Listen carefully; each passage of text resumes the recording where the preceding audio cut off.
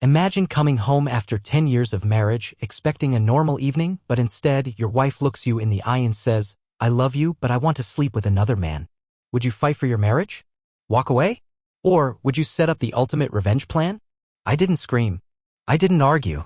I just started planning. And by the time she walked out the door with him, she had no idea what was waiting for her. This is a story of betrayal, karma, and the sweetest revenge. If you love shocking real-life stories, hit subscribe now because this one is just the beginning. I never thought my marriage would end like this. After 10 years together, I believed we had built something unbreakable. But one evening, my wife sat me down at the kitchen table with a serious look on her face. "I love you and I want to grow old with you," she said. "But I've decided that I want to take a lover." Her words hit me like a punch to the gut. I stared at her, trying to process what I had just heard. "So let me get this straight," I said, keeping my voice as calm as I could. "You love me. You don't want to damage our relationship, but you want to sleep with another man." "That's putting it crudely," she replied with a small smile, as if this was just another casual conversation. "It would just be an occasional thing. I'd always be upfront with you. I know I love you enough to make sure this doesn't interfere with our marriage." I wanted to laugh at the absurdity of her words. She genuinely thought I'd be okay with this. That I'd sit at home while she ran off with someone else, then come back like nothing happened. "And what if I told you I wanted to do the same?" I asked, watching her reaction closely. For a split second, I saw something flicker in her eyes, shock, maybe even jealousy, but she quickly composed herself. "I think I'd be okay with it," she said, but the uncertainty in her voice was undeniable. "That's a lie," I told her bluntly. "You'd go ballistic if I even suggested it." She sighed, clearly frustrated that I wasn't immediately agreeing to her arrangement. "I really didn't expect you to get angry with me," she admitted. "I thought you loved me enough to understand." That was the moment I knew. She had already made up her mind. She wasn't asking for my permission, she was telling me what was going to happen. I took a deep breath and leaned back in my chair. "Give me a few days to think about it," I said. "Let's talk again on Sunday." She nodded, probably thinking I was coming around to the idea. But I had no intention of thinking it over. Instead, I spent the next few days preparing for what would be the end of our marriage. The next morning, I left the house as usual, but instead of heading to work, I made a series of important stops. First, I bought 3 voice-activated recorders, one for the bedroom, one near the phone, and one for her car. Then I went to our cell phone provider. Since the account was in my name, it was easy to access her call records. What I found confirmed my worst fears. She had been messaging someone frequently, someone named Frank. It didn't take long to dig deeper. By hacking into her email, I discovered a secret account she had set up. And that's where I found it, a full record of their conversations.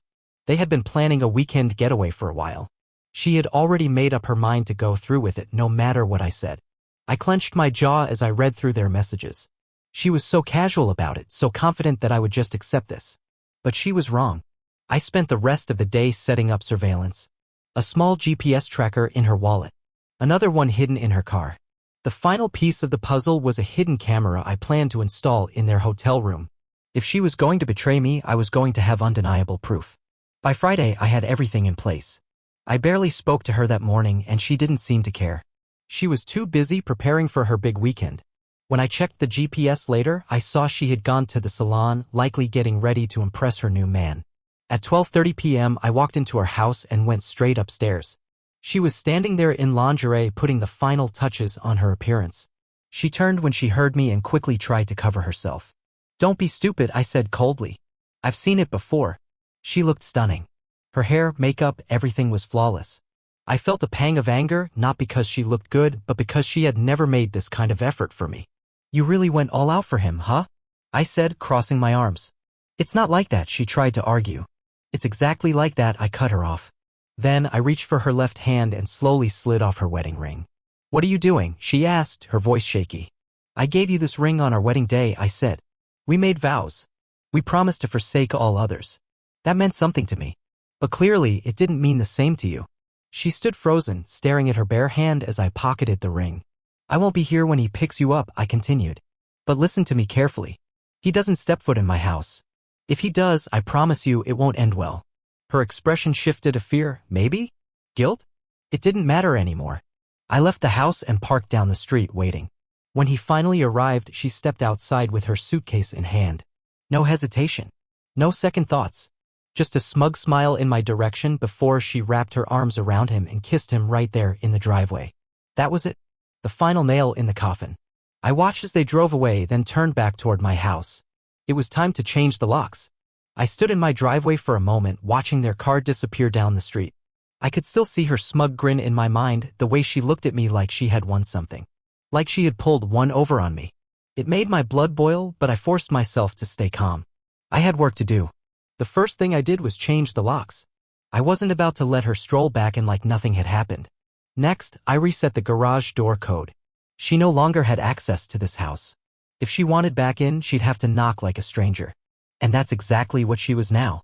After securing the house, I packed a suitcase with enough clothes for a few days and drove straight to the hotel where she and her lover were planning to stay. Thanks to her emails, I knew exactly which room they had booked. But I wasn't about to let them enjoy their weekend undisturbed. I had arrived before them, just as planned. I checked into their room for Thursday night and spent the next couple of hours setting up the cameras. I placed small fiber optic HD cameras in the perfect spots, making sure I had a clear view of the bed and surrounding area. Once I was sure everything was working, I tested the feed from my laptop. Everything was in place. I left the room just before checkout time, leaving no trace that I had ever been there. Now, all I had to do was wait. By Friday afternoon, they checked in right on schedule. I sat in my separate room, watching everything unfold on my laptop. The moment they entered the room, I knew I had all the proof I needed. She threw her arms around him, kissing him passionately as he fumbled with their luggage. Within minutes, clothes were coming off, and it was clear they had wasted no time getting started. I should have been angry. Maybe I was. But mostly, I just felt numb. This wasn't the woman I had married. This wasn't the woman I had loved for 10 years. She had become someone else, someone I didn't recognize. And as I watched them, I realized she had made the biggest mistake of her life. The night played out exactly as I had hoped. I had planned every step carefully. First, I had arranged for a bouquet of flowers to be delivered to the room at 11 a.m. the next morning, the same kind of flowers I had always given her on our anniversary. When the knock on the door came, she hesitated before answering it. As soon as she saw the flowers, I could see the confusion on her face. She read the card and her expression darkened. I had written, "To my cheating wife, hope he's worth it." Her hands started shaking as she dialed my number. I let it ring a few times before answering. "Hello?" I said casually. She hesitated. "Did you send me flowers?" I let out a dry laugh. "You think I'd waste money on flowers for you after what you did?" "Then who?" she started, but I cut her off. "I don't know, maybe little Frankie has a secret admirer. But if I did send you flowers, they'd be weeds and the note would say, 'Congratulations on destroying your marriage.'" She gasped. "You don't have to be cruel." I smirked, knowing she was starting to realize something was wrong. "Cruel? No, cruel was what you did. This is just karma catching up with you." I hung up before she could say anything else. Within seconds, she called again, but I ignored it. Let her sit with it. Let her wonder just how much I knew. But I wasn't done. That afternoon, I had her favorite pizza delivered to the room, extra cheese, mushrooms, just the way she liked it. When it arrived, she opened the door in her robe, clearly still rattled from our phone call. Frankie, looking annoyed, tried to refuse the delivery, but the driver confirmed the room number and his phone number. He had no choice but to pay for it. I watched on the camera as they sat down to eat in silence. The tension was growing between them. And then came the real kicker. That evening, she dressed in the lingerie she had bought for him. I had seen her emails describing it black lace, revealing, just enough to drive him crazy. What she didn't know was that I had gotten to it first. Earlier that day, before she packed her bag, I had sprayed the inside of her lingerie with pepper spray enough to cause some serious discomfort. When they returned from their date, she slipped into her outfit and struck a pose for him. But within moments, she froze. She started shifting uncomfortably, her hands moving to her chest, then lower. Confusion turned to panic as she rushed into the bathroom. When she came back out, her skin was red and irritated. Frankie tried to approach her, but she snapped at him. "I don't know what's wrong, but I need to take a shower," she said, her voice strained. I could barely hold back my laughter as I watched the scene unfold. She spent the next hour in the shower, scrubbing furiously while Frankie sat on the bed looking miserable. That was the moment he probably realized his perfect weekend wasn't going as planned. But I wasn't done yet. By Sunday morning, the tension between them was unbearable. Frankie barely spoke to her, and she looked frustrated. Whatever fantasy she had built up in her mind had clearly fallen apart. When he finally dropped her off at our house that afternoon, he didn't even bother walking her to the door. He just pulled up, let her out, and drove away. She stood there for a moment, adjusting her bag, then took a deep breath before walking inside. I was sitting on the couch, watching football, pretending not to notice her. She hesitated before speaking. "I'm home," she said softly. I didn't even look at her. "So?" She stepped between me and the TV, forcing me to meet her eyes.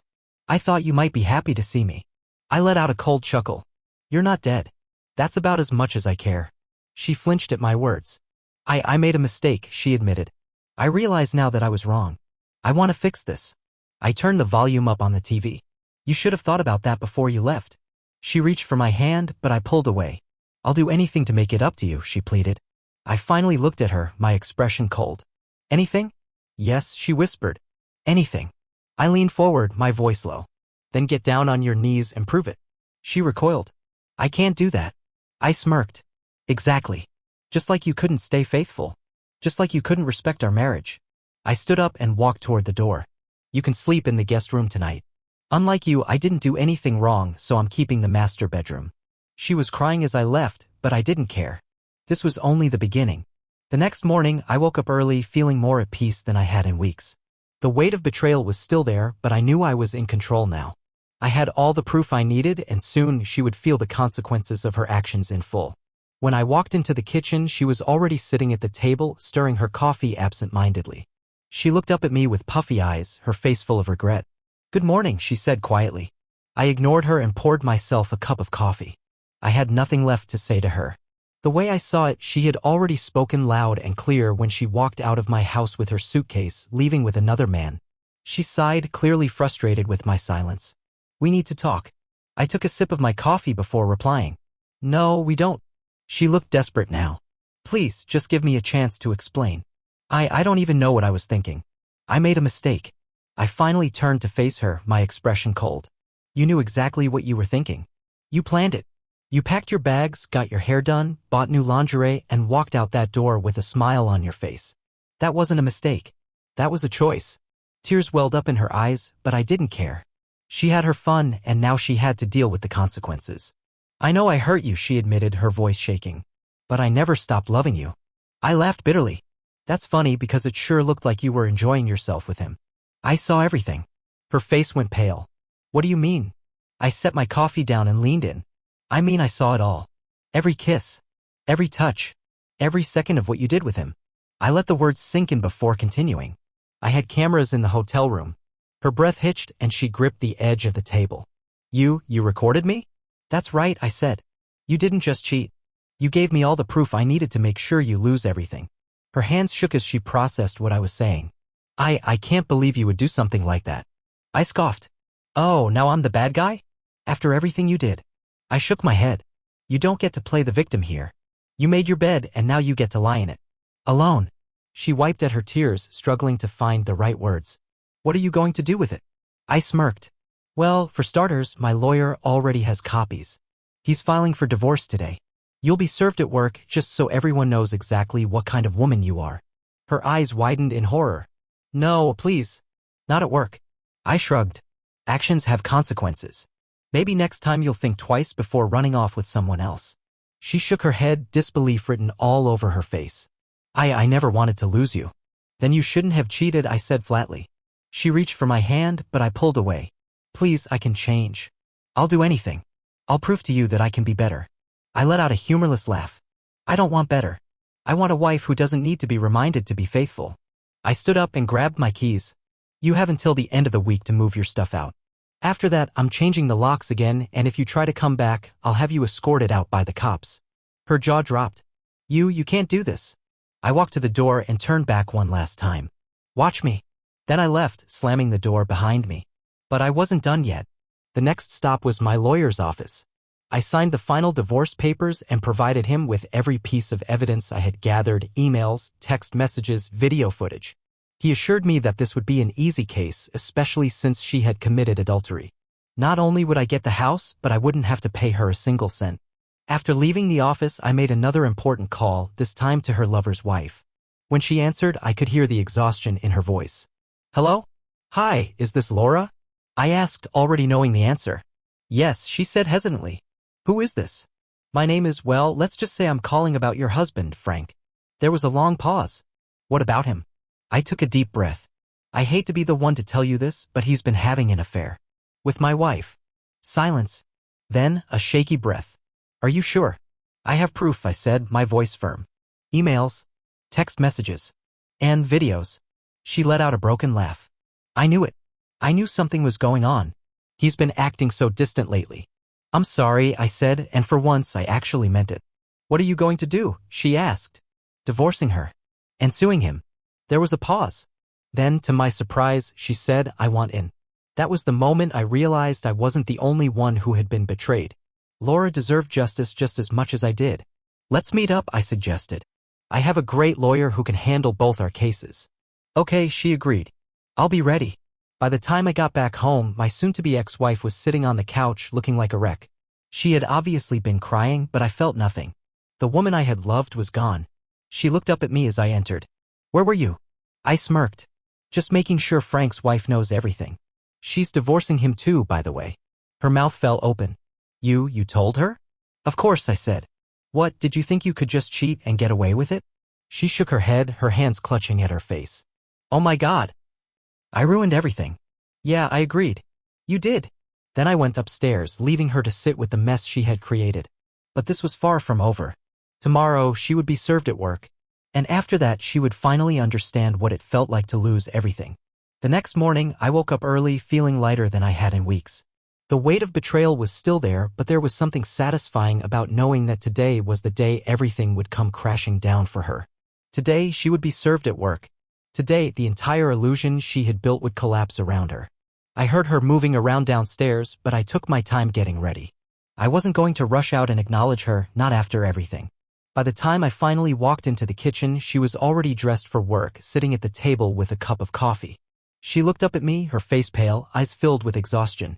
I didn't sleep last night, she admitted. I poured my own coffee and shrugged. Not my problem. She swallowed hard, setting her cup down. I meant what I said yesterday. I want to fix this. I know I made a huge mistake, but I'm willing to do whatever it takes to make things right between us. I leaned against the counter, sipping my coffee. There is no us anymore. You killed at the moment you walked out of this house with him. She closed her eyes, taking a deep breath. It wasn't love, she whispered. It never meant anything. I was just, I don't know, looking for something different. I didn't think it would destroy everything. I chuckled darkly. You didn't think? That's the best excuse you've got? You planned this for weeks. You emailed him. You bought new lingerie. You made reservations. You didn't accidentally cheat. You deliberately betrayed me. Tears welled up in her eyes, but I didn't care. I had spent too many nights imagining this conversation, thinking about all the things I would say. But now that it was happening, I felt nothing. No pity, no sadness, just the satisfaction of watching her finally realize she had burned every bridge. She reached out as if she wanted to touch me, but I pulled away. Please, she begged. Tell me there's some way I can fix this. I set my coffee down and looked her dead in the eyes. You can't. It's done. A single tear slipped down her cheek, but she wiped it away quickly. Then can we at least part on good terms? I don't want you to hate me forever. I let out a sharp laugh. You don't want me to hate you? That's rich. You destroyed our marriage, threw away everything we built, and now you want me to pretend like we're friends. I shook my head. No. You made your choice. Now you get to live with it. She lowered her head, staring at the floor. I don't know what to do, she admitted quietly. I glanced at the clock. You should probably get to work. Big day ahead of you. She frowned, looking confused for a moment, but then she stood up, grabbing her bag. As she walked past me toward the door, she hesitated.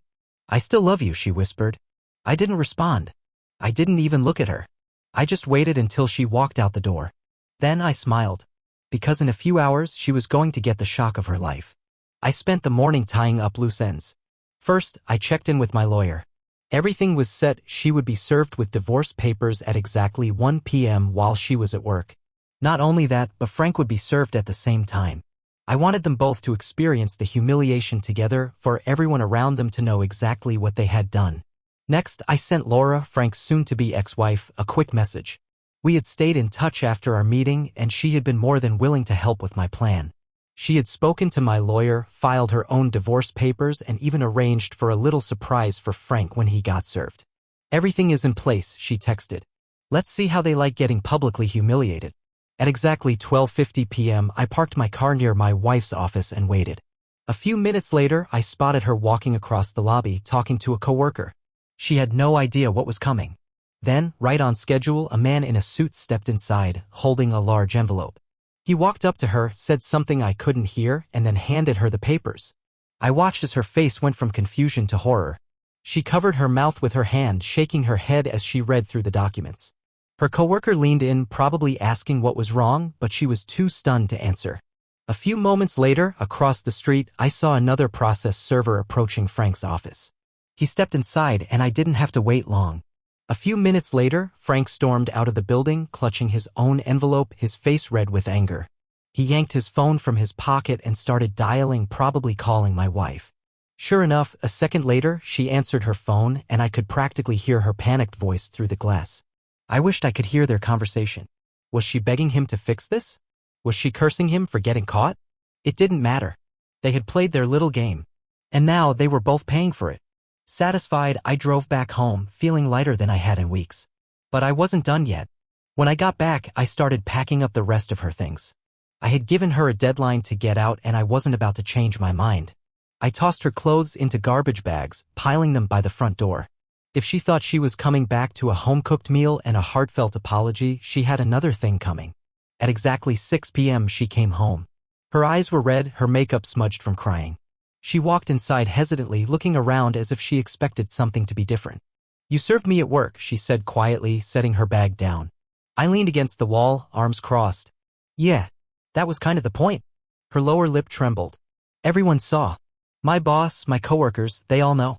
"Good," I said flatly. "They should." She let out a shaky breath, stepping closer. "I don't know what to say." I gestured to the garbage bags. "Then don't say anything. Just pack your stuff and go." She looked at the bags, then back at me. "You're really kicking me out?" "Obviously," I replied. "You think you can cheat on me and still live here?" "Not a chance." She took a step forward, her voice desperate. "Please, I don't have anywhere to go." I smirked. "That's not my problem. Maybe you can stay with Frank." She shook her head. He's not answering my calls." I laughed coldly. "Shocking. Guess he wasn't as committed as you thought." She wiped at her tears, looking around the house like she was memorizing it. "This was our home," she whispered. "It was," I agreed. "But not anymore." She took one last look at me before grabbing the bags and heading for the door. As she stepped outside, she turned back one last time. "I really did love you," she said softly. I stared at her for a long moment. Then I shut the door in her face. For the first time in weeks, I felt free. The moment the door shut behind her, I stood there for a long time, listening to nothing but silence. No more fake apologies, no more excuses, no more betrayal wrapped in pretty words. Just silence. And for the first time in weeks, it felt peaceful. I had spent the last few days preparing for this moment, making sure that she felt the full weight of her choices, but now that it was over, I didn't feel relief or triumph, I just felt done. I walked over to the window and watched as she stood on the porch, clutching the garbage bags filled with her things, her shoulders slumped in defeat. She looked around as if expecting someone to save her, but no one did. No Frank, no friends, no one. After a few minutes, she finally trudged to her car, threw her things in the trunk, and sat there, unmoving. Maybe she was crying. Maybe she was cursing herself. Maybe she was still in denial, thinking that I'd run outside and stop her. But I didn't. Instead, I stepped away from the window, grabbed a drink from the fridge, and sat down on the couch, flipping on the TV as if nothing had happened. She stayed in the driveway for nearly half an hour before finally driving off. And just like that, she was gone. For the first time in over a decade, I was alone in my house. At first, it felt strange. I had spent so many years coming home to someone, to shared dinners, to conversations about our day. Now, there was nothing. Just me sitting in the quiet. But instead of sadness, I felt something unexpected: freedom. I spent the rest of the evening going through the last of our shared belongings, separating what was mine and what was hers. I took down all the pictures of us, throwing them into a box and stuffing it in the back of a closet. I didn't need to look at reminders of the past anymore. Then I went into the bedroom, stripped the bed, and changed the sheets. It was a simple thing, but it felt symbolic, like I was erasing the last of her presence from my home. By the time I lay down that night, I had expected to struggle to fall asleep, to have my mind race with everything that had happened. But I didn't. I slept soundly for the first time in weeks. The next morning, I woke up feeling better than I had in a long time. There was no more dread, no more anxiety about what she was doing or who she was with. That weight was gone. I got out of bed, made myself breakfast, and sat at the table, staring out the window at the morning sun. And then my phone rang. I glanced at the screen. Her name flashed across it. I let it ring. When it stopped, a voicemail popped up. I took a deep breath before pressing play. Hey, it's me. I don't know where to start. I'm sorry. I know that doesn't fix anything, and I know you probably don't even want to hear from me, but I had to say it. I made the worst mistake of my life, and now I have to live with it. I thought Frank would be there for me, but he won't even talk to me. His wife threw him out, and now he's blaming me for everything. I have nowhere to go. No one to turn to. I thought I wanted this, but I was wrong. I was so wrong. And now I've lost you. And that's the worst part. You were the best thing in my life, and I threw it away. I hate myself for it. I hate that I hurt you. I know you don't want to talk to me, but if there's any part of you that still cares, please call me. Please. There was a long pause before the message ended. I sat there, staring at my phone, waiting for any sort of emotion to hit me, anger, sadness, regret. But there was nothing. Just cold indifference. I deleted the voicemail without a second thought. That afternoon, I met up with Laura. She had messaged me earlier in the morning asking if I wanted to grab lunch. Since we were both going through divorces, I figured it wouldn't hurt to talk. When I arrived at the restaurant, I was surprised by how different she looked from the last time I saw her. The exhaustion and stress were still there, but there was something else too, determination. Well, she said as I sat down. We did it. I smirked. Yeah, we did. She let out a breath, shaking her head. I still can't believe it. After all these years, after everything I did for him, he just threw it all away for a quick thrill. And now he's acting like it's my fault. Can you believe that? I chuckled. Actually, I can. My ex is doing the same thing. Left me for another guy, and now that it all blew up in her face, she wants to come crawling back. Laura raised an eyebrow. And I ignored her. A slow smile spread across her lips. Good. She doesn't deserve another second of your time. We spent the next hour talking not just about our exes, but about life, about what we wanted to do next. It was the first real conversation I had enjoyed in a long time. There was no drama, no tension, just two people moving forward. By the time we finished lunch, she looked at me curiously. So, what now? I thought about it for a moment, then smiled. Yeah? Now, I live my life. Without her. She grinned. That sounds like a damn good plan. As we left the restaurant, I felt something shift inside me. I had spent so much time focusing on the betrayal, on the pain, on making sure she faced the consequences of her actions. But now I was done. She had lost everything. And I had gained something even better, my freedom. I never looked back.